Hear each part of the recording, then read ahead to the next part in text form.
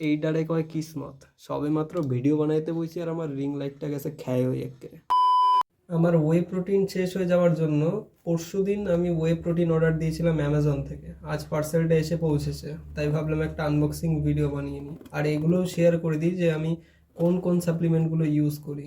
আপাতত আমার এই পার্সেলটার মধ্যে দুটো সাপ্লিমেন্ট আছে, একটা হচ্ছে ক্রিয়েটিন আর একটা হচ্ছে ওয়ে প্রোটিন। ক্রিয়েটিন ইউজ করি আমি ন্যাকপ্রো কোম্পানির, কারণ এই কোম্পানিটা আমার খুব রিলায়েবল লাগে। খুব অল্প পয়সার মধ্যেই ঠিকঠাক কোয়ালিটির সাপ্লিমেন্ট পাওয়া যায়। আর ওয়ে প্রোটিন ইউজ করে থাকি আমি ন্যাচারাল টিনের, কারণ আমার বাজেট অনুযায়ী এই একমাত্র একটা ব্র্যান্ড যে নিজের ইনগ্রিডিয়েন্টগুলো সম্পূর্ণভাবে ন্যাচারালি ইউজ করে, মিন্স হাই কোয়ালিটি প্রোটিন।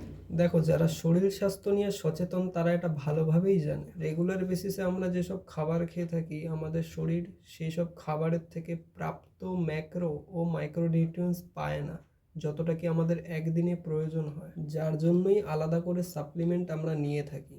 বাকি এগুলোর টেস্ট কেমন, কিভাবে খেতে হয়, কিসের সাথে খেতে হয়, কখন খেতে হয়, এই সমস্ত বিষয়ে তোমরা ইউটিউবে অনেক ভিডিও পেয়ে যাবে। দেখো, সাপ্লিমেন্ট তোমরা ইউজ করো কি না করো এটা পরের কথা, শরীর স্বাস্থ্যের উপরে প্রত্যেকের একটু সচেতন হওয়া উচিত, আমি মনে করি এটা।